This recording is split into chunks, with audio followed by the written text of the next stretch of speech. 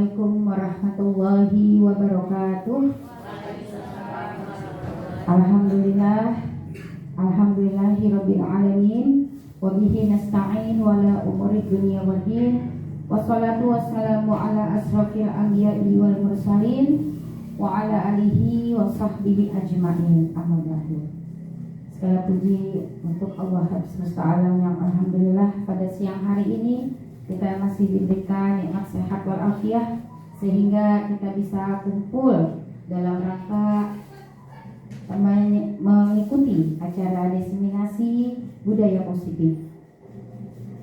Dan tak lupa kita sampaikan salawat serta salam kita kepada junjungan kita Nabi besar Muhammad Sallallahu Alaihi Wasallam, keluarganya, para sahabatnya dan pengikutnya hingga akhir zaman.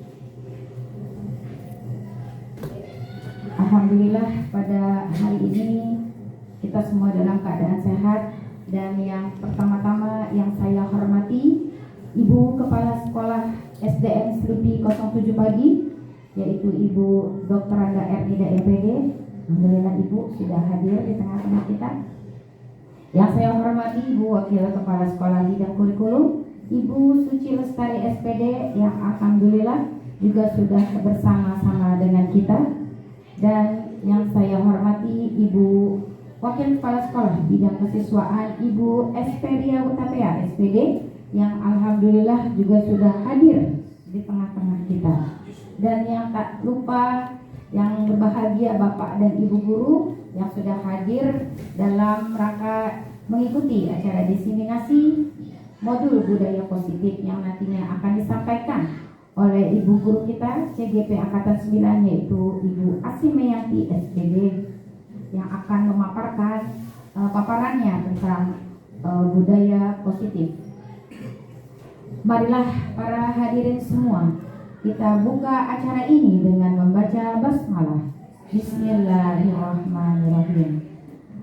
Baiklah, kita langsung saja kepada paparan yang akan diberikan oleh Ibu atas sambutan. Oh ya, sebelum ke acara paparan, alangkah baiknya kita dengarkan dulu sepatah dua patah kata yang akan disampaikan sebagai tanda pembuka dari Ibu Kepala Sekolah kita, yaitu Ibu Dr. Randa Ernida MPD. Kepada Ibu Kepala Sekolah kami persilahkan. Bismillahirrahmanirrahim. Assalamualaikum warahmatullahi wabarakatuh. Rabbi shrahli sadri wa yassir li amri wahlul 'uqdatam min lisani yafqahu qawli. Yang saya hormati Ibu Suci Lestari, Wakil Kepala Sekolah Bidang Kurikulum. Yang saya hormati Ibu Esperia Utapea sebagai Wakil Kepala Sekolah Bidang Kesiswaan. Yang saya hormati Bapak dan Ibu guru.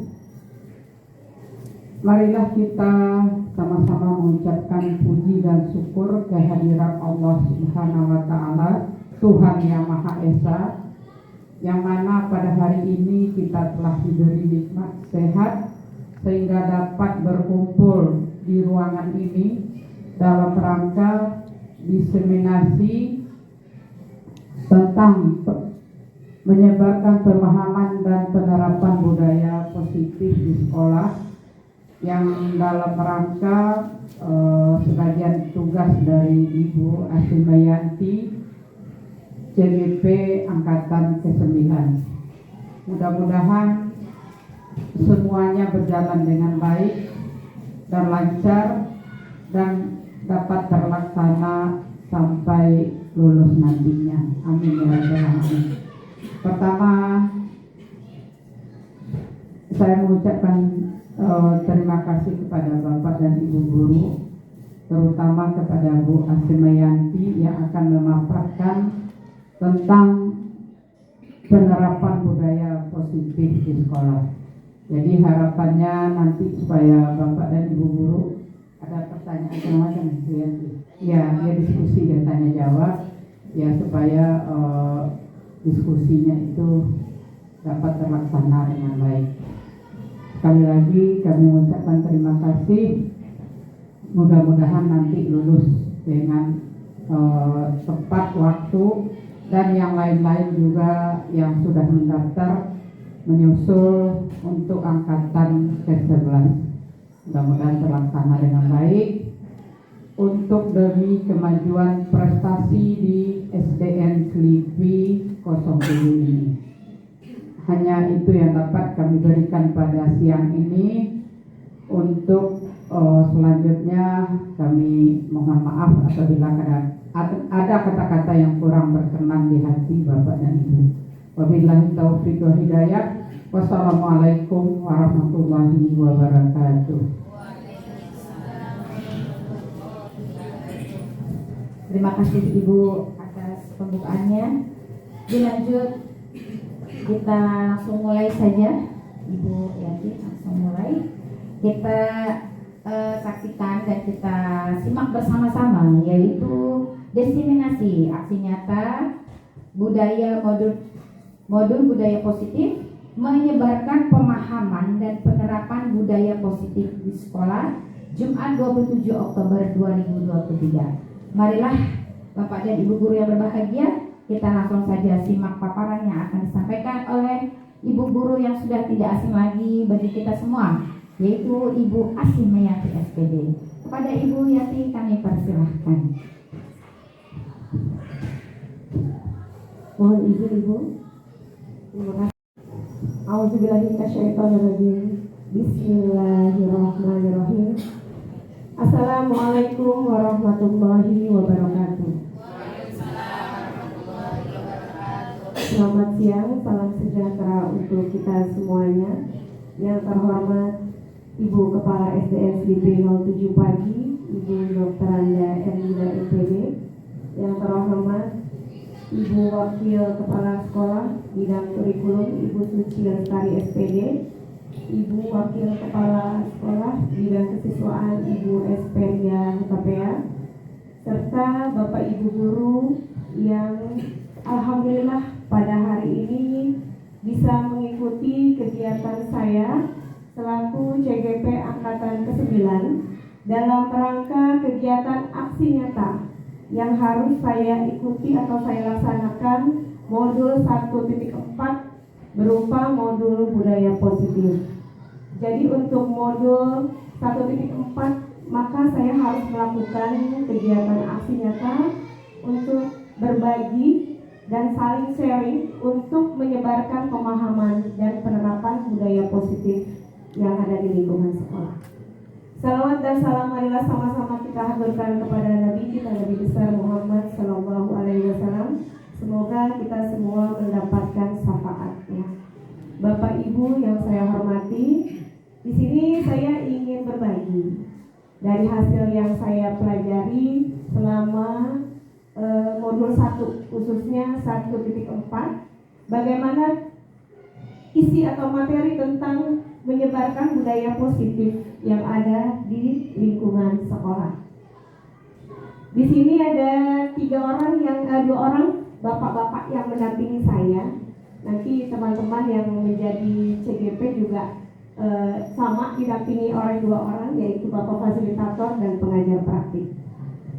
Selanjutnya, saya mengucapkan selamat datang Bapak Ibu guru hebat. Mari kita berkolaborasi dan berbagi untuk mewujudkan disiplin positif di sekolah kita.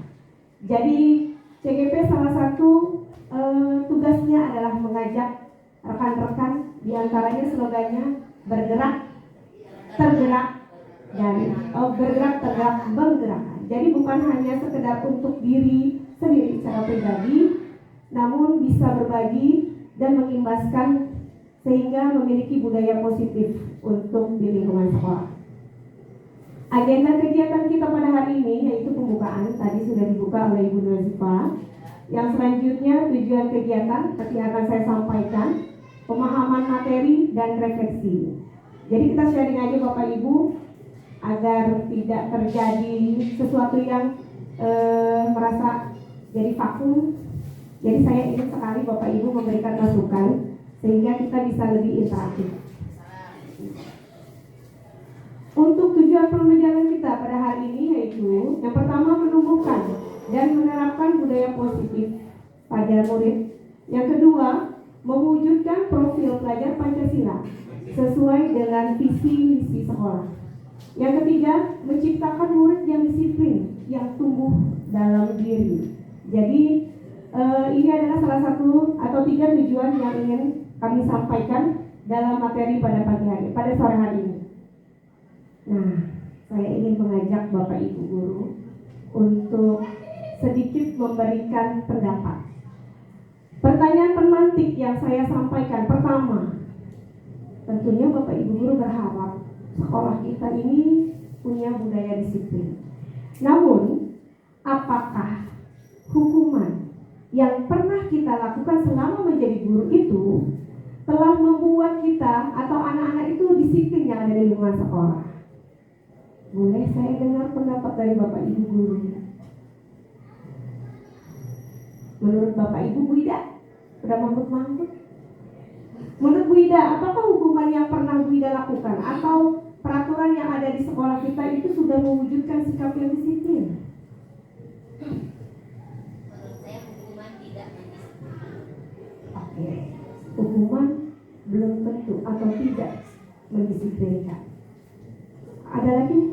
Pak Yunus, Bu Ria, Bu Suci, Pak Ajat, Ungu. Apakah selalu hukuman itu mendisiplinkan anak-anak? Atau kita beralih ke pertanyaan kedua, apakah memberikan hadiah? Kita tuh suka berikan hadiah nih kalau ada prestasi ya Pak Eros. Apakah memberikan hadiah merupakan hal yang akan lebih memotivasi murid? Menurut Pak Eros, kira-kira menurut pendapat Pak Eros bagaimana Pak Eros?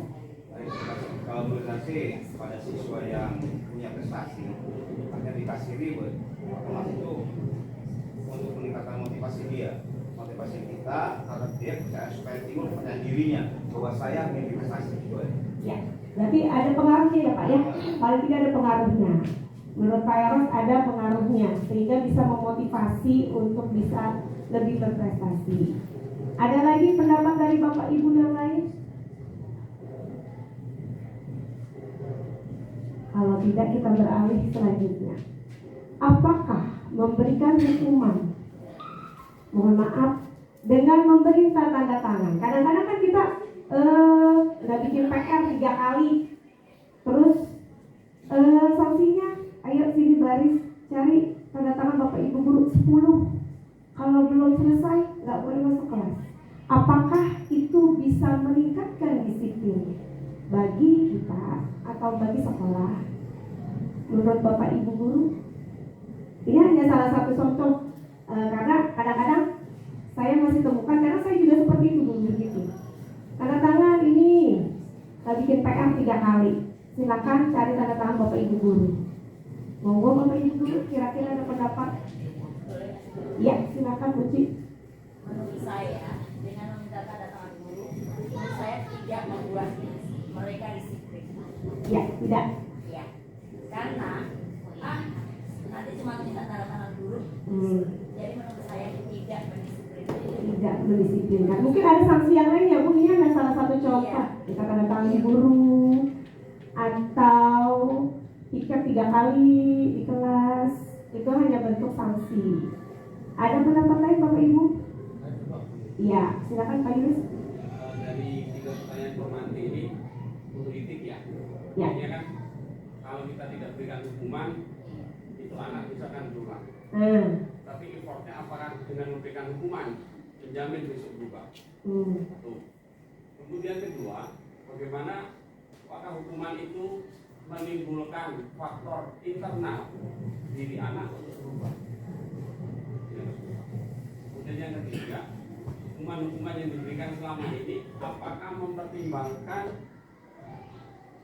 suara dari anak? Ya. Apakah kita sebagai guru sudah melihat anak ini maunya seperti apa sih? Anak ini harus kita buat seperti apa? Jadi hukuman dan sanksi itu memang beda-beda tipis. Jadi kalau kita memberikan hukuman, apakah dengan melaksanakan hukuman itu besok anak tidak mengulang lagi? Yang perlu kita garis bawahi bahwa pada saat kita memberikan atau mendisiplinkan anak, itu paling tidak kita harus mendengarkan suara-suara dari mereka. Apakah tugas yang sudah kita berikan pas atau belum? Apakah kita memberikan sesuatu sanksi itu, ini anak latar belakangnya kenapa dia melanggar, misalnya taruhan saya dia terlambat di sekolah, sudah berulang gitu. Nah, jadi dilihat balik lagi ke latar belakang. Oke, dari saya. Jadi kembali lagi kita melihat background dari atau informasi lah yang kita dapat dari si Anti. Suara-suaranya ada. Ya, kadang-kadang kita kan nggak tahu ya Pak. Ya. Alasannya kenapa nggak bikin PR sampai 3 kali? Atau alasannya kenapa sih bikin gaduh di kelas? Ya, jadi salah satunya kita harus tahu mengapa anak tersebut melakukan tindakan. Kemudian kita pertimbangkan sanksinya seperti apa, atau hukuman, bukan hukuman ya, sanksi ya, supaya anak itu tidak mengulangi kembali. Ya Pak Yulias. Motivasi aja. Ya. Motivasi boleh ya Pak Ilyas, karena semakin banyak sekolah kita memberikan hadiah, kayaknya makin banyak ya Pak Eros. Iya betul. Yang minat. Ya, terima kasih Bapak Ibu yang telah memberikan jawaban atas pertanyaan pemantik. Nah, selanjutnya di sini ada materi yang akan saya sampaikan, diantaranya perubahan paradigma belajar, budaya disiplin positif, kemudian kebutuhan dasar manusia, motivasi perilaku manusia, kemudian posisi kontrol restitusi, dan yang terakhir yaitu segitiga restitusi.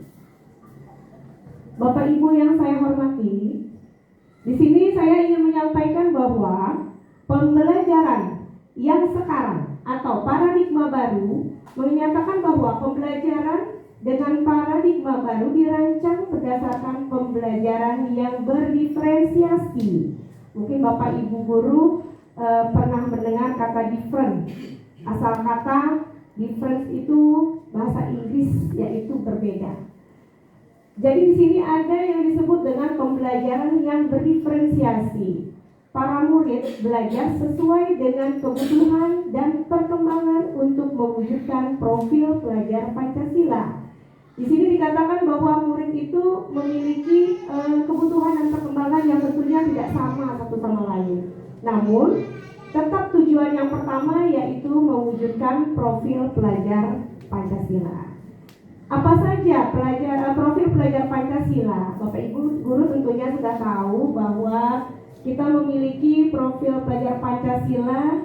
Yang pertama adalah beriman, bertakwa kepada Tuhan Yang Maha Esa dan berharap memiliki anak-anak yang berakhlak mulia.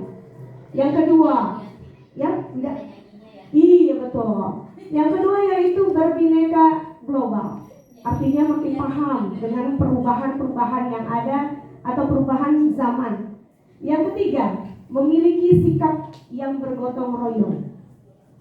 Berarti ini sama dengan kebudayaan masyarakat yang Indonesia, memiliki sifat saling membantu, saling tolong menolong, yaitu bergotong royong.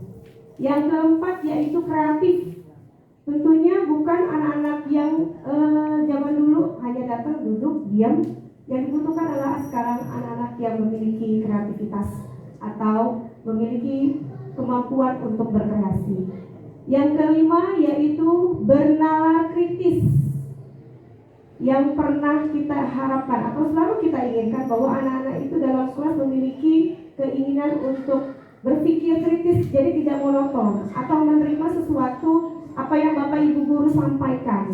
Jadi anak-anak harus memiliki perkembangan sehingga anak-anak tersebut memiliki nalar secara kritis. Dan yang terakhir adalah memiliki sikap mandiri. Mandiri berarti melakukan sesuatu yang mungkin yang tadinya selalu dibantu oleh orang lain, anak-anak tersebut bisa melakukan kegiatan itu secara mandiri. Jadi ini adalah harapan-harapan baru yang kita sebagai guru, sebagai tokoh utama dalam pendidikan memiliki atau tujuan berupa profil pelajar Pancasila. Bapak Ibu guru yang saya hormati, ini ada sedikit kontrol teori, yang mungkin ini menjadi cerminan bagi kita sebagai guru. Yang pertama adalah ilusi guru mengontrol murid. Mungkin selama ini kita mempunyai andil kuat untuk mengontrol apa saja ingin dikontrol, sehingga di sini letak di mana guru itu memiliki power yang kuat. Anak-anak terkadang tidak memiliki kreativitas karena peran guru sangat besar. Jadi di sini ilusi guru mengontrol murid. Yang kedua, ilusi bahwa semua penguatan positif, efektif dan bermanfaat. Yang ketiga, ilusi bahwa kritik dan membuat orang merasa bersalah dalam menguatkan karakter. Artinya kadang-kadang kita kalau ada masukan, ada kritikan, selalu menganggap bahwa itu adalah sesuatu yang salah. Oh, misalnya sebagai contoh, Bu Yanti hari ini kenapa bajunya nggak rapi? Itu contoh. Sebetulnya itu adalah kritik masukan. Hanya terkadang kita memiliki sikap, oh aku udah hari ini salah. Seharusnya mungkin alangkah baiknya ketika ada orang lain mengkritik kita, maka ada sesuatu yang harus kita perbaiki. Sehingga kita harus memiliki sikap untuk berpikir bahwa setiap kritik bisa membuat kita termotivasi atau kritik yang membangun. Yang keempat, yaitu ilusi bahwa orang dewasa memiliki hak untuk memaksa. Gurunya suka gak suka PR kerjain sampai 10, mau bisa mau tidak kerjakan 10. Terkadang kita belum tahu apakah anak-anak itu sudah paham atau belum. Jadi ini yang ada di poin keempat, orang dewasa memiliki hak untuk memaksa, ya, tanpa kita sadari. Terkadang kita juga begitu. Bu guru kasih waktu 15 menit kerjakan matematika. Kadang kalau yang anaknya pintar nggak sampai 15 menit selesai. Tetapi ketika ada anak yang sulit atau tidak bisa mengerti, kadang-kadang kita paksa harus bisa. Apalagi kalau misalnya anak-anak tersebut kok nilainya seperti ini. Nah, ini adalah sebuah ilusi yang Dr. William Bezer ini menjadi kontrol yang harus menjadi refleksi buat kita semua sebagai seorang guru. Selanjutnya, Bapak Ibu, di sini ada yang disebut dengan stimulus respon, lawan teori kontrol dengan pandangan tentang dunia. Masih ada hubungannya dengan yang tadi. Stimulus respon tentang dunia beranggapan bahwa kebutuhan kita semuanya sama. Tetapi teori kontrol tentang dunianya, nyatanya semua orang realitanya kebutuhannya tidak ada yang sama, alias berbeda. Yang kedua, stimulus respon tentang dunia, semua orang melihat hal itu sama. Kita menganggap semua anak itu sama. Datang ke sekolah, niatnya belajar, sudah siap mau sarapan, mau enggak. Kita terkadang kita belum tahu. Yang penting Bu Yanti jam 7 waktunya mengajar. Nyatanya bahwa setiap orang memiliki gambaran yang berbeda. Ada yang sudah siap belajar, ada yang belum. Jadi kita harus mengetahui perbedaan anak-anak tersebut. Yang ketiga, kita mencoba mengubah agar orang berpandangan sama dengan kita. Kadang-kadang kita punya apa yang ada di benak kita harus sama seperti apa yang kita mau. Nyatanya semua perilaku atau kita berusaha memahami bahwa orang lain itu berbeda dan tidak ada yang sama seperti apa yang menjadi pandangan kita. Selanjutnya, perilaku buruk terlihat sebagai suatu kesalahan. Pokoknya kalau ngambil makanan di kantin salah aja. Tetapi kita harus melihat bahwa semua perilaku memiliki alasan atau tujuan, ya. Selanjutnya, orang lain bisa mengontrol saya. Nyatanya hanya Anda yang bisa mengontrol diri Anda. Sesungguhnya kita yang bisa mengontrol diri kita sendiri. Selanjutnya, saya bisa mengontrol orang lain. Oh, maaf. Anda tidak bisa mengontrol orang lain. Jadi sesungguhnya kita yang bisa mengontrol orang lain. Terkadang bisa memberikan masukan, tapi tidak bisa memberikan paksaan kepada kita. Pemaksaan ada pada saat bujukan gagal. Ternyata kolaborasi menciptakan pilihan-pilihan yang baru. Jadi kalau kita berkolaborasi tentunya menghasilkan sesuatu yang baru. Yang terakhir, model berpikir kayak orang main bola, tanding futsal ya Pak Eros, berpikirnya hanya menang dan kalah. Sesungguhnya tidak seperti itu. Model kita harus berpikir menang dan menang. Artinya menang bukan berarti kita harus menjadi yang nomor satu. Terkadang kita harus melihat kekalahan kita itu apa sebabnya. Nah, Bapak Ibu yang saya hormati, kita terkadang berpikir bahwa disiplin itu sama artinya atau hampir sama dengan hukuman dan pemaksaan. Kalau kata Buria, ya Buria itu identik dengan guru yang paling disiplin. Tetapi terkadang tanpa kita sadari, anak-anak itu berpikir kalau disiplin itu dipaksa oleh siapa? Oleh Bapak Ibu guru. Identik dengan hukuman. Kenapa? Yang melanggar pasti nanti akan mendapatkan hukuman. Nah, di sini disiplin diri. Berarti anak-anak belum memiliki disiplin diri. Disiplin diri berarti bagaimana anak-anak dilatih atau melatih diri melakukan segala sesuatu dengan tertib dan teratur secara berkesinambungan untuk meraih impian dan tujuan yang ingin dicapai dalam hidup. Kalau seandainya anak-anak atau kita sendiri memiliki disiplin diri, kita bisa memotivasi diri sendiri, sesungguhnya itu bisa membuat kita berpikir lebih, sehingga apa yang kita rencanakan atau apa yang kita menjadi tujuan kita, menjadi impian kita, insya Allah bisa tercapai. Nah, di sini ada definisi tentang disiplin positif, materi kita pada hari ini. Definisinya adalah secara umum, disiplin positif adalah sesuatu pendekatan untuk menerapkan disiplin dari dalam diri anak tanpa hukuman atau hadiah. Jadi gini kadang-kadang Pak Eros ya, saya ulangi lagi ya Pak Eros ya. Secara umum, disiplin positif adalah suatu pendekatan untuk menerapkan disiplin dari dalam diri anak tanpa hukuman dan hadiah. Jadi kita harus merasa bahwa kalau nggak dapet hadiah, udahlah nggak apa-apa, yang penting sudah selesai. Atau misalnya pekerjaan yang Bapak Ibu guru berikan, yang penting selesai. Terkadang ada anak-anak yang penting selesai Bu, tapi mereka tidak berpikir bahwa saya harus mendapatkan hasil atau prosesnya dengan maksimal. Nah, di sini kita harus mengupayakan bahwa pendekatan disiplin positif bukan mengenai anak atau peserta didik secara langsung, melainkan bagaimana orang dewasa yang memberikan dampak dan pengaruh positif kepada anak atau peserta didik. Jadi di sini ada kata-kata bagaimana orang dewasa.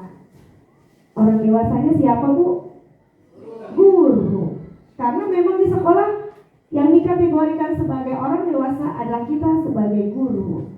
Kita dulu yang memberikan dampak atau pengaruh positif kepada anak-anak. Jadi kalau kitanya sudah memberikan dampak positif kepada anak-anak, tentunya anak-anak bisa meniru.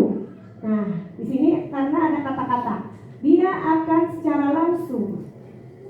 Kemudian, pendekatan disiplin positif menitik beratkan pada pendekatan yang positif, yang mungkin agak sulit ya Bapak Ibu, kadang-kadang tanpa kekerasan. Tidak pakai dibentak, tidak pakai di apa boleh namanya, pelototin ya Bu Ipa. Nggak pakai dibentak, nggak dipakai dipelototin, nggak pakai diomelin Pak Eros ya. Nah, di sini sudah memotivasi, udah tumbuh dari dalam dirinya, merefleksikan kesalahan. Artinya kita berpikir, oh iya ya, tadi salah. Itu merefleksikan diri, menghargai, membangun logika, dan bersifat jangka panjang. Jadi ini udah disiplin positif yang sudah menitik beratkan atau yang harus kita lakukan. Menitik beratkan pada hal tanpa kekerasan. Memotivasi, berarti kita memberikan motivasi. Ayo anak-anak, buang sampahnya di tempat sampah. Kalau nanti buang sampah di tempat sampah, tentu sekolah kita jadi bersih. Itu udah tiap hari. Kemudian merefleksikan kesalahan. Contoh, buang sampahnya kalau berantakan nanti jadi apa? Saya yakin-yakinnya ini sudah kita lakukan. Nah, sering ya Pak ya? Oke. Nah, Bapak Ibu yang saya hormati, inilah sesungguhnya kebutuhan dasar dari kita semua. Dewasa maupun anak-anak, kebutuhannya sama. Ada 5 kebutuhan dasar bagi manusia. Yang pertama adalah bertahan untuk hidup. Kita makan, kita minum, itu adalah salah satu yang menyebabkan kita bertahan untuk hidup. Kemudian ini bahasanya, kalau bahasa ekonomi namanya sandang, pangan, papan. Kita bisa makan pakai sandang, pakai baju, pakai papan, atau punya rumah. Kemudian ini bahasanya, kalau bahasa ekonomi namanya sandang, pangan, papan. Kita bisa makan pakai sandang, pakai baju, pakai papan, atau punya rumah. Nah, yang kedua yaitu kasih sayang dan rasa diterima. Kita melihat bahwa anak-anak terkadang, mohon maaf, belum tentu ada di poin kedua, kasih sayang dan rasa diterima. Dari beberapa hal yang sering terjadi di sekolah kita, terkadang anak-anak yang ini nih, kasih sayang dan rasa diterima, baik di rumah maupun di sekolah. Jika dikaitkan dengan disiplin yang sudah kita sampaikan tadi, berarti ini salah satu yang terkadang menyebabkan anak-anak itu melakukan jenis pelanggaran. Kemudian penguasaan. Ada rasa di mana seseorang ingin menguasai wilayah atau tempat lain, karena biasanya merasa dirinya memiliki power, memiliki prestasi yang lebih dari yang lain. Ini berarti berdasarkan penguasaan, kemampuan dari dirinya. Yang keempat, kebebasan. Kadang-kadang anak-anak dari kita itu, terutama yang sudah mulai masa remaja, mereka mencari kebebasan. Tidak ingin diarahkan atau diatur oleh bapak ibu guru. Kepengen mencari sesuatu yang berbeda. Sehingga terkadang ini yang menyebabkan anak-anak kita menjadi susah untuk diarahkan. Dan yang terakhir yaitu kesenangan atau hobi. Ada beberapa anak-anak yang senang banget kalau gangguin teman, atau senang sekali melakukan sesuatu. Apakah yang selalu bersifat negatif? Tidak, tentunya ada hal-hal yang menjadi sesuatu yang positif dari kelima kebutuhan dasar manusia. Biasanya kita lakukan dalam kelas ini. Yang kedua, tawaran bukan paksaan. Beberapa kasus tadi kebetulan kita diskusi sama Pak Yus sama Bu Ria. Kita menawarkan, ketika ada anak yang melakukan kesalahan, kita langsung tidak memberikan sanksi berupa sesuatu yang sudah kita tentukan. Ada berupa tawaran. Kita mencoba menawarkan, kalau kamu melanggar ini, menurut kamu sanksinya apa? Jadi kita harus memberikan tawaran dulu. Namun tetap sebagai guru kita memberikan sebuah arahan. Yang ketiga, menuntun untuk melihat ke dalam diri. Kita mengajak anak-anak itu merasa bahwa kalian itu memiliki sesuatu yang lebih. Kita melihat bahwa atau mengajak anak-anak itu memiliki potensi. Kamu sebetulnya berani, cuma karena kamu tidak mau tampil ke depan, rasa berani kamu itu jadi berkurang. Nah, ini jadi kita harus bangkitkan. Sesungguhnya kamu itu punya potensi. Yang keempat, fokus pada karakter bukan tindakan. Fokus pada karakter, karena karakter anak-anak kita itu berbeda. Kalau kita lakukan dengan tindakan yang sama, dengan karakter anak-anak yang berbeda, itu rasanya sulit. Jadi kita harus melakukan tindakan yang berbeda. Yang terakhir yaitu menguatkan dan fokus pada solusi. Ketika ada terjadi permasalahan, pelanggaran disiplin, maka kita harus segera menguatkan dan memfokuskan pada solusi. Tidak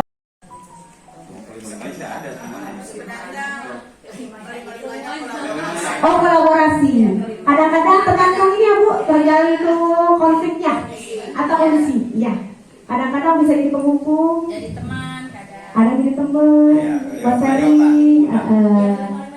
Kadang-kadang kita memantau, liatin tuh kondisi anak-anak kita, atau kadang-kadang nyalahin, membuat salah. Kamu tuh wah bikin PR mulu, males banget. Kadang-kadang suka begitu. Atau jadi manajer. Manajer itu artinya kita membantu menyelesaikan permasalahan. Jadi kolaborasi Bapak Ibu ya, kadang-kadang satu, kadang-kadang dua. Oh, kadang-kadang dua sama tiga. Kalau Pak Yul? Cenderungnya Ya. sebelum GP, Ya, sebelum GP, lebih ke nomor 3. tiga. Sebagai teman. Oke. Artinya kita memposisikan sebagai teman itu kadang-kadang kita bisa ke nomor 2, membuat rasa bersalah. Artinya pada saat anak itu mempunyai kesalahan, kemudian kita ajak bicara. Jadi kita ajak bicara bahwa seolah-olah itu dia merasa salah apa yang dilakukan. Ya, berarti kan kemudian kita memberikan hukuman. Jadi di posisi nomor 3 yang bisa saya lakukan, karena saya kebetulan kan kelas tinggi, jadi kadang-kadang anak-anak itu merasa lebih dekat gitu ya. Nah, saya beranggapan sudah. Jadi kalau kita memposisikan diri sebagai langsung penghukum, kadang-kadang anak memiliki rasa sesuatu saat dia akan benci kita, Pak. Ya, akan benci. Tapi kalau dengan dianggap teman, mereka kan nyaman. Tapi pasti ada konsekuensinya gitu nanti, karena menganggap setara, sama. Jadi kayak rasa hormatnya itu jadi berkurang dengan kita. Nah, itu yang saya alami pada anak-anak, terutama di anak-anak yang kelas tinggi sudah mulai puber lah gitu ya. Nah, kebanyakan itu. Kalau untuk pemantau jarang ya, karena kalau pemantau kadang-kadang kita perlu data gitu ya. Karena ini kesalahan berapa kali ya, terus apa yang dilakukan ya, apa yang dibuat gitu kan, itu harus dipemantau. Kalau untuk posisi manajer itu memang pasti kelima-limanya gitu. Jadi kelima-lima keempatnya lengkap. Jadi posisi manajer itu bagaimana kita mengembalikan posisi anak itu kembali ke posisi tadi, kembali ke kondisi atau ke dalam komunitasnya dia gitu. Ya, jadi lebih banyak ke nomor 3 sih sebenarnya. Ya. Terima kasih Pak. Ini kan pendapat dari guru kelas tinggi ya Pak. Ini pendapat dari perwakilan guru kelas tinggi. Saya mau dengar dari perwakilan guru kelas rendah. Kira-kira nih, selama Bapak Ibu guru menangani siswa kelas rendah, posisi mana sih yang sering dilakukan? Sok Bunia, Bu Iva, ini Bu Guru yang sudah sini guru kelas rendah, monggo. Ayolah, salah satu. Yang muda nih ya. Ya, monggo. Kolaborasi kalau Pak Yul kan, kalau Pak Yul lebih dekat dengan kelas nomor 3, karena memang ya Pak, kalau kelas tinggi kita jadi nomor 1. Jangan-jangan nanti taat depan di belakang beda, karena takut untuk dihukum. Bagaimana? Jadi anak merasa saya takut kalau ada Pak Guru, ya. Kalau nggak ada, dia kan berbuat lagi. Iya, itu suka begitu tuh. Kadang-kadang efek negatifnya kita dianggap teman. Kadang-kadang mama terlampau melewati batas kepatutan lah. Iya, oke. Tarik ulur sih sebenarnya. Tarik ulur, seperti layangan. Kalau dari kelas rendah bagaimana Bapak Ibu? Apakah versinya sama? Karena kan karakter mereka udah beda. Monggo. Diam kan? Dalam posisi ini sebetulnya karena saya dulu juga dari kelas tinggi ya, ketika menghadapi kelas 1 betul-betul luar biasa. Luar biasa, indah sekali. Waduh, masya Allah, ujian banget buat saya. Di situ untuk uji adrenalin kali ya. Gak usah kedepan. Bukan. nggak usah kebetulan. Saya betul-betul terkaget-kaget. Jadi pertama saya sudah mulai dari awalnya itu kesepakatan. Kalau guru bicara, anak-anak mendengarkan. Dan yang mudah-mudahan namanya kelas 1. Kalau anak-anak bicara, Bu IPA mendengarkan gitu. Nah, terkadang tidak indahnya itu mereka melanggar semuanya itu. Karena mereka masih kepengen kayak ketika ganti pelajaran, kok ganti pelajaran? Jadi masih nganggap seperti TK gitu. Jadi memang terkadang jujur saya masih di poin 1. Kadang bukan juga mau bukunya tidak. Tolong kamu tidak berisik ya, karena Bu Guru mau nerangin gitu. Kalau berisik Bu, ya udah kalau berisik nanti Bu Ipa nilainya belakangan gitu sih hukumannya. Ya namanya anak TK bagaimana sih begitu. Kalau saya pribadi gitu. Kalau untuk obat rasa bersalah juga kadang ada. Ini gara-gara temennya jadi nangis gitu. Kadang saya juga suka ada juga tuh nomor 2. Kalau untuk teman sedikit karena mereka masih menganggap saya seperti mamahnya malah. Bu, ini Bu malah lebih dari mamahnya. Minta dikipasin, panas minta dikipasin. Waduh, ini bukain botol ya Pak, bukain botol, kipasin. Gerah Bu. Asal maaf ganti baju, saya suka seretengin celananya sampai seperti itu. Luar biasa emang guru kelas 1 tuh. Mantap banget guru kelas 1.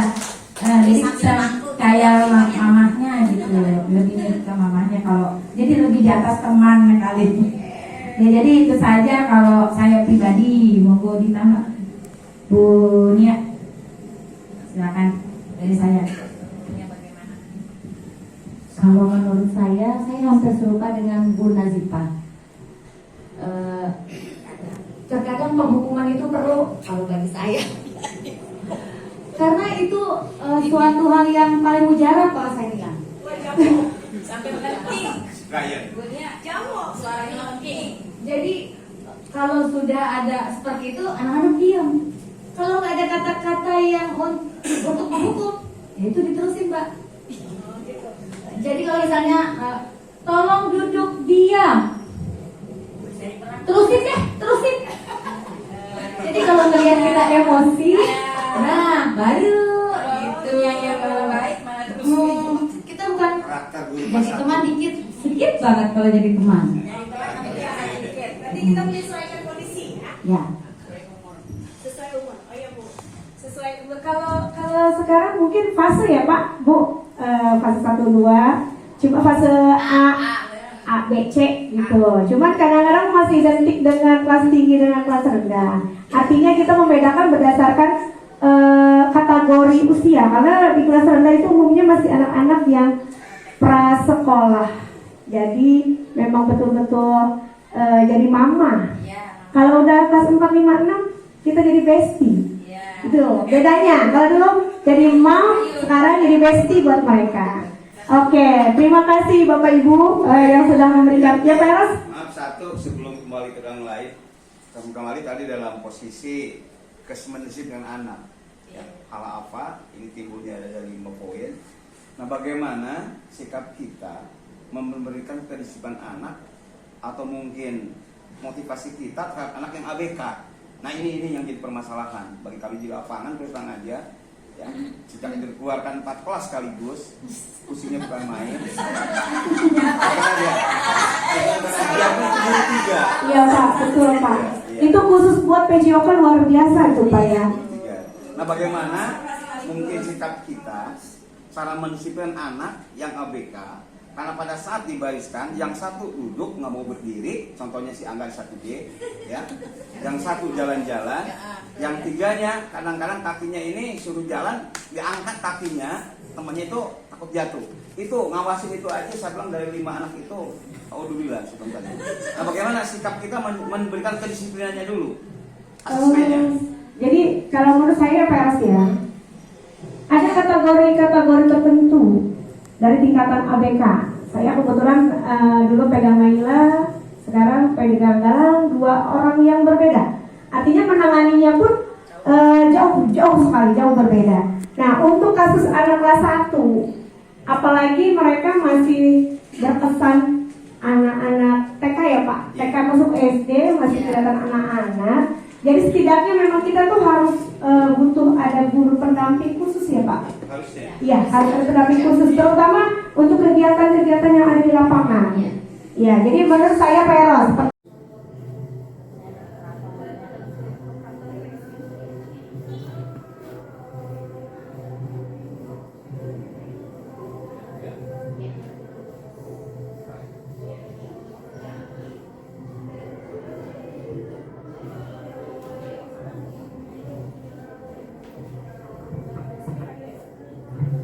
adalah kasus dari seorang ketua kelas yang ada di kelas saya sendiri. Kebetulan waktu itu anak tersebut bermasalah sehingga saya harus berusaha untuk menyelesaikan permasalahan yang ada di kelas saya. Jadi pada saat itu saya menanyakan dulu kepada Dita. Dita itu ketua kelas. Ketua kelas yang memiliki tanggung jawab untuk menjaga semua teman-teman yang ada di kelas. Setelah saya tanyakan, saya memberikan arahan demikian, baru dia cerita apa penyebab perkelahian antara tetangga sebelah. Jadi alasannya itu ingin melindungi Bu, saya ingin melindungi teman saya karena teman saya ada yang diganggu. Nah, kebetulan dia tidak lapor, tetapi dia melakukan tindakan langsung. Jadi langsung dilakukan eksekusi sendiri tanpa ada koordinasi dengan Bapak Ibu guru di kelas sebelah maupun di kelas saya 5C dengan 5B. Jadi alasannya dia ingin melindungi. Saya bilang sama Dita, iya bagus sekali. Wajar kita sebagai ketua kelas ingin melindungi teman-teman. Kita memberikan motivasi supaya anak tersebut terpancing dan dia ingin bercerita. Ya, dia bercerita alasan mengapa Dita itu bisa melakukan sampai kegiatan berupa main hakim sendiri bahasa saya mah. Nah, setelah itu baru saya tanya, menurut Dita boleh gak sih kalau Dita itu langsung melakukan tindakan berupa tindakan secara langsung menegur atau melawan anak yang mengganggu temannya? Kata Dita waktu itu, iya Bu, harusnya nggak boleh begitu. Harusnya saya lapor ke Pak Erik atau ke Bu Yanti. Salahnya dia langsung kayak karena dia punya kuasa. Tadi yang tadi kebutuhan dasar manusia. Karena dia merasa punya kekuasaan. Ketua kelas. Nah, kalau ini kasusnya beda lagi. Jadi kebetulan kelas saya kasusnya banyak. Jadi langsung takut. Mohon maaf ya Bu, kelas saya kenyataannya nggak siap. Iya, itu beda lagi. Jadi kalau yang kasusnya Dita langsung saya pancing kepada Dita.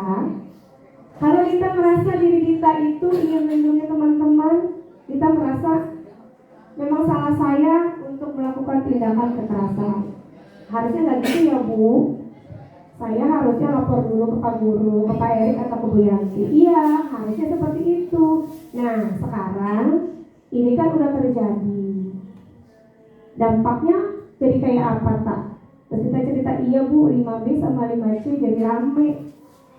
Jadi bermasalah. Nah, kan kalau seperti itu, baru kita bilang sama anak tersebut, kepada anak tersebut, ini akibat yang kita lakukan. Jadi kelas kita dengan kelas sebelah itu jadi tidak rukun kembali. Nah, baru saya lempar, bagaimana solusinya? Menurut Dita, kira-kira kita harus bagaimana sih Kak supaya kelas 5C dengan 5B itu bisa rukun kayak dulu lagi? Bapak Ibu gurunya bisa rukun, tapi anak-anaknya tidak bisa. Menurut Dita harus seperti apa?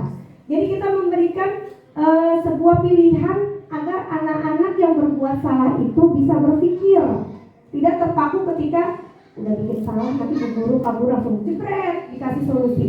Kamu salah, lagian ngapain pakai lawan langsung? Nah kalau yang seperti itu namanya tadi pembuat rasa bersalah, kita nyalain ya. Nanti anak-anak tersebut justru bukan malah dia bercerita, tetapi justru malah menutupi kesalahan-kesalahan dia. Tapi kalau kita angkat dulu, oh iya, kamu ketua kelas, harusnya memang kamu tuh punya teman, betul, baru. Tapi kenapa? Nah, ketika ada kata-kata kenapa itu, baru dia akan bisa mengutarakan kenapa alasannya dia melakukan itu. Sehingga sampai Dita sendiri yang memberikan solusi. Kira-kira solusinya apakah kalau sudah seperti ini? Jadi kita melakukan yang disebut dengan segitiga restitusi tadi. Bagaimana cara mengupayakan anak-anak itu selain dia bisa terbuka dengan Bapak Ibu guru, menjadi teman, kalau kata Pak Yulius itu menjadi teman dengan kita. Jadi kita menemukan rasa kritis dia untuk mencari solusi terhadap sebuah masalah. Kalau dulu kan langsung dipatenin tuh, dikasih hukuman, oh melanggar peraturan sekolah. Kalau sekarang kita berikan sebuah kebebasan untuk berpendapat dulu, baru kita nanti yang akan menjadi seorang manajer. Tadi poin terakhir, baru kita menjadi seorang manajer bagi setiap permasalahan yang ada di dalam lingkungan sekolah kita. Kalau ini yang terakhir ini permasalahannya hanya ribut di kelas. Tokoh juga, anak ini suka ganggu teman, Pak. Jadi kelas saya itu anak ini sebetulnya pintar, tetapi karena yang tadi poin kedua, kebutuhan dasarnya yaitu kurang kasih sayang. Karena kurang kasih sayangnya itu sehingga dia mencari perhatian di lingkungan teman-teman. Kalau yang pertama tadi karena penguasaan, kalau yang kedua ini yang disebabkan oleh karena faktor kasih sayang.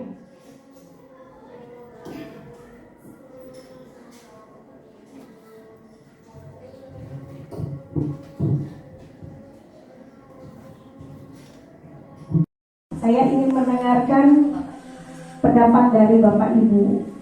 Monggo Pak Ajat, Pak Iwo, Bu Hera.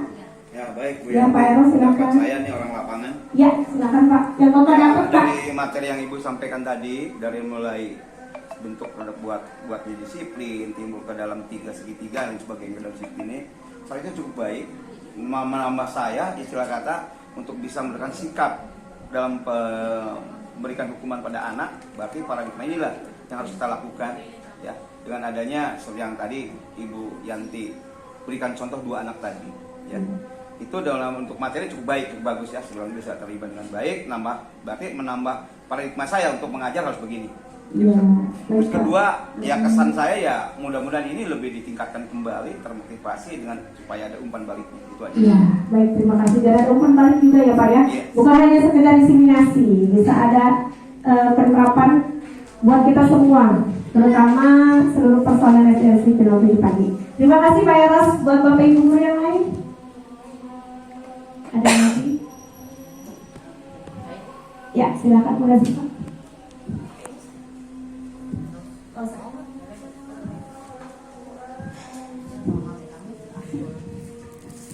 Kesan yang saya dapatkan dari paparan ini tentang segitiga restitusi tadi ya, di sini berarti ketika kita memanggil siswa yang katakanlah punya masalah, jadi harus digali dulu ini dari dirinya dulu. Jadi kita dengerin dulu apa ininya, kenapa bisa melakukan, misalnya tadi kayak Fakar ya tidur terus di kelas gitu, ternyata setelah digali dia main handphone karena juga kesepian gitu. Jadi saya rasa cukup bagus sekali ya, jadi tidak langsung menyalahkan anak gitu. Jadi kita juga mendengar dari pribadi anak tersebut, seperti itu yang saya refleksikan dari paparan ini.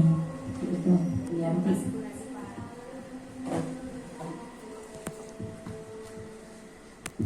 Ada lagi Bapak Ibu guru atau masukan atau kritikan dari apa yang sudah saya sampaikan dari Bapak Ibu? Monggo saya persilakan Bapak Ibu. Ya. Ya, dari materi yang dipaparkan tadi, saya bisa ambil refleksi bahwa setiap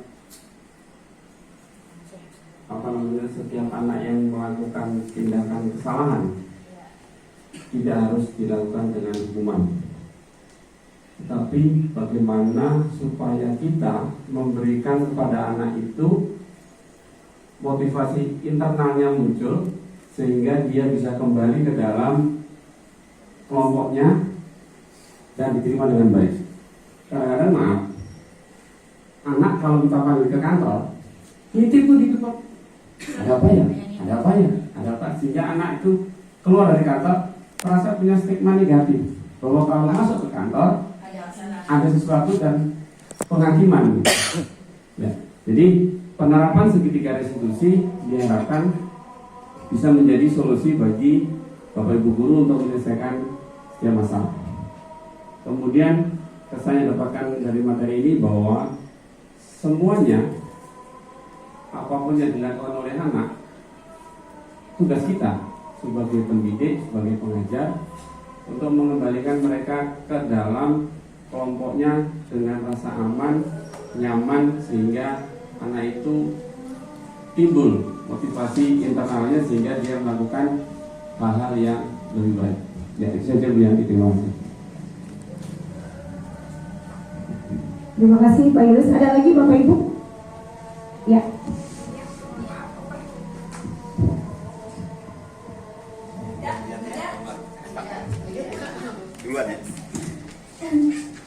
Baik, terima kasih atas waktunya.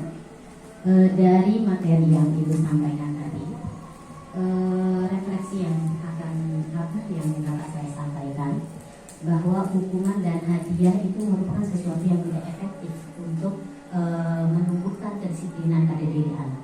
Namun akan lebih efektif jika kita mencoba menumbuhkan motivasi intrinsik yang ada pada diri anak. Salah satunya dengan apa? Yang tadinya hukuman itu bisa gunakan tadi ada cara efektifnya yaitu dengan konsekuensi. Karena konsekuensi itu adalah muncul adanya sebab akibat. Dan itu dimunculkan bukan dari guru, tapi dari anak sendiri atas kesepakatan dan suara anak. Jadi kita mendengarkan apapun berdasarkan suara dan pilihan anak dalam pendidikan. Jadi bukan guru yang bersuara. Kemudian dalam menghadapi permasalahan pada anak, kita tidak langsung menjudgment murid bahwa dia salah. Kita langsung tentukan solusinya, kita langsung berikan hukumannya. Tidak seperti itu, namun ada proses yang lebih baik untuk menyelesaikan setiap masalah dari anak. Salah satu solusinya adalah menggunakan proses segitiga restitusi. Karena dengan segitiga restitusi, anak akan lebih menyadari dan akan belajar dari kesalahannya. Sehingga kesalahan yang telah dia perbuat akan sedikit kemungkinan dia ulangi lagi. Dan kemungkinan perbaikan diri ke depannya akan tumbuh dan tercipta dalam diri anak. Mungkin itu yang dapat saya sampaikan.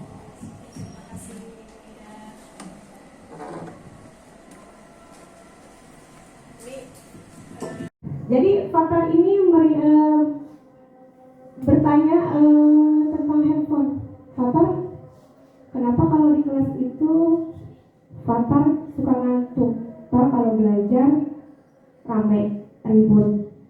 Faktor jawab, saya kalau di rumah sepi Bu. Jadi kita mendengarkan dulu kesal mereka dulu. Kenapa sepi? Mama nggak ada, papa jauh. Kita dengarkan terlebih dahulu karena mereka ingin didengar. Apa yang menyebabkan anak-anak tersebut terkadang membuat suasana kelas menjadi gaduh. Setelah itu baru saya jelaskan. Saya tanya lagi, oh di rumah main HP sampai jam berapa nak? Sampai jam 10. Ntar kadang-kadang kalau aku melek lagi nanti aku bangun, aku pegang HP lagi Bu. Terus nanti aku tidur. Akhirnya sampai di kelas posisinya ngantuk.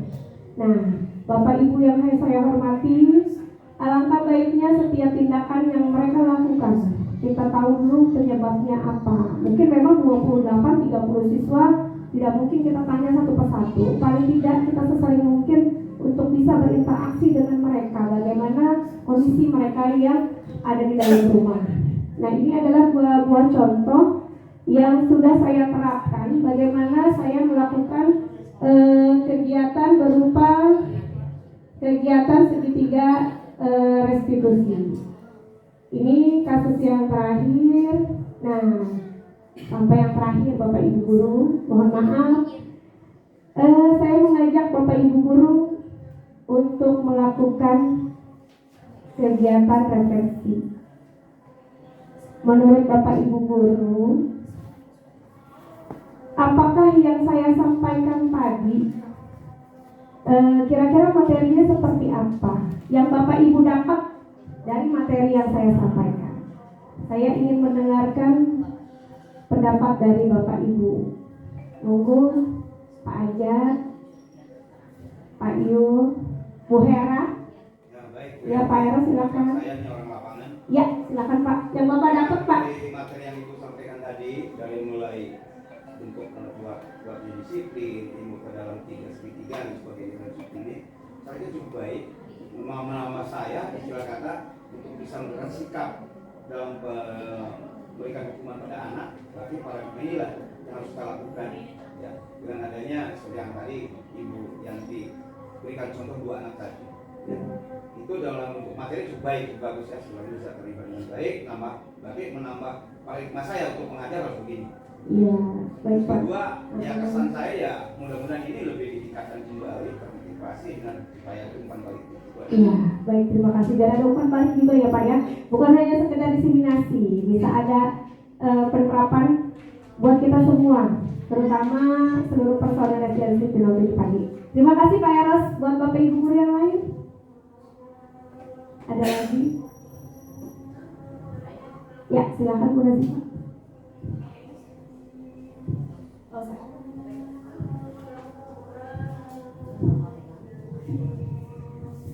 Kesan yang saya dapatkan dari paparan ini tentang segitiga restitusi tadi ya, di sini berarti ketika kita memanggil siswa yang katakanlah punya masalah, jadi harus digali dulu ini dari dirinya dulu. Jadi kita dengerin dulu apa ininya, kenapa bisa melakukan, misalnya tadi kayak Al-Fattar ya tidur terus di kelas gitu, ternyata setelah digali dia main handphone karena juga kesepian gitu. Jadi saya rasa cukup bagus sekali ya, jadi tidak langsung menyalahkan anak gitu. Jadi kita juga mendengar dari pribadi anak tersebut, seperti itu yang saya refleksikan dari paparan ini. Itu Rianti.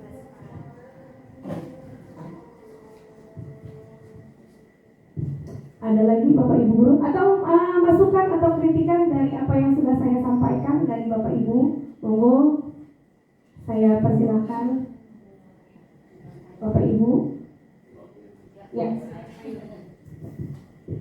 Ya, dari materi yang dipaparkan tadi, saya bisa ambil refleksi bahwa setiap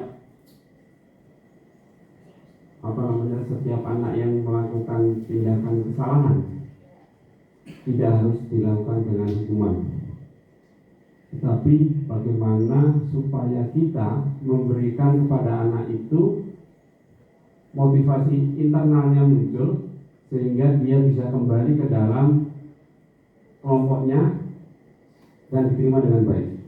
Kadang-kadang maaf, anak kalau kita panggil ke kantor, titip tuh ditutup. Ada apa ya? Ada apa ya? Ada apa? Sehingga anak itu keluar dari kantor merasa punya stigma negatif bahwa kalau masuk ke kantor ada sesuatu dan penghakiman. Ya. Jadi penerapan segitiga restitusi diharapkan bisa menjadi solusi bagi Bapak Ibu Guru untuk menyelesaikan setiap masalah. Kemudian saya dapatkan dari materi ini bahwa semuanya apapun yang dilakukan oleh anak, tugas kita sebagai pendidik, sebagai pengajar untuk mengembalikan mereka ke dalam kelompoknya dengan rasa aman, nyaman, sehingga anak itu timbul motivasi internalnya sehingga dia melakukan hal-hal yang lebih baik. Ya, saya kira yang terima kasih. Terima kasih Pak Yunus. Ada lagi Bapak Ibu?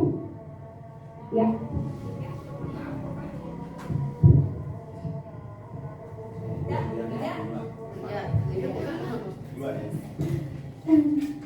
Baik, Baik, terima kasih atas waktunya. Dari materi yang Ibu sampaikan tadi, refleksi yang dapat saya sampaikan bahwa hukuman dan hadiah itu merupakan sesuatu yang tidak efektif untuk menumbuhkan kedisiplinan pada diri anak.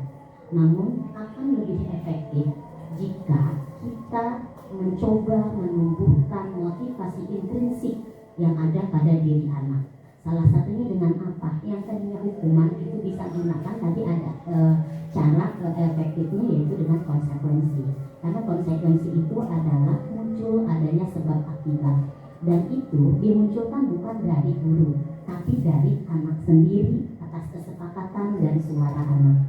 Jadi kita mendengarkan apapun berdasarkan suara dan pilihan anak dalam pendidikan. Jadi bukan guru yang bersuara. Kemudian dalam menghadapi permasalahan pada anak, kita tidak langsung menjudgment murid bahwa dia salah. Kita langsung tentukan solusinya, kita langsung berikan hukumannya. Tidak seperti itu, namun ada proses yang lebih baik untuk menyelesaikan setiap masalah dari anak. Salah satu solusinya adalah menggunakan proses segitiga restitusi. Karena dengan segitiga restitusi, anak akan lebih menyadari dan akan belajar dari kesalahannya, sehingga kesalahan yang telah dia perbuat akan sedikit kemungkinan dia ulangi lagi, dan kemungkinan perbaikan diri ke depannya akan tumbuh dan tercipta dalam diri anak. Mungkin itu yang dapat saya sampaikan.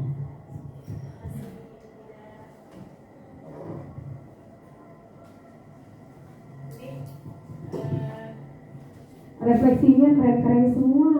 Beri tepuk tangan dong. Iya Ibu, ternyata Bapak Ibu guru kita hebat-hebat. Baik Bapak Ibu guru, terima kasih sudah mendengarkan atau turut bergabung dalam kegiatan diseminasi saya. Mohon maaf apabila mengganggu waktu Bapak Ibu guru untuk beristirahat atau melakukan kegiatan lain. Terima kasih, saya akhiri. Wassalamualaikum warahmatullahi wabarakatuh. Saya kembalikan ke Najwa. Terima kasih Mifa. Ya, sekali lagi kita beri tepuk tangan buat narasumber kita, Ibu Asemayanti, yang telah memaparkan tadi acara diseminasi menyebarkan pemahaman dan penerapan budaya positif di sekolah. Ya, sedikit banyak menambah hasanah ilmu kita dan menambah juga data-data yang sudah kita dapati di sekolah. Ada anak-anak yang kasusnya seperti ini. Oh ya, memang bagus juga ya dengan cara segitiga restitusi tadi. Baiklah Bapak dan Ibu guru, meningkat waktu juga sudah sore. Ada lagi yang mungkin ingin disampaikan Ibu Suci atau Ibu Ri? Barangkali pas Ibu juga ada lagi. Baik. Kalau tidak ada, marilah sama-sama kita tutup acara kita dengan membaca hamdalah. Alhamdulillahirabbil alamin. Dan penutup kita, subhanakallahumma wa bihamdika asyhadu an la ilaha illa anta astaghfiruka wa atubu ilaik. Harokalam, mohon maaf lahir batin dalam pembawaan acara. Saya minta dibukakan pintu maaf yang seluas-luasnya. Harokalam, wassalamualaikum warahmatullahi wabarakatuh. Terima kasih semuanya.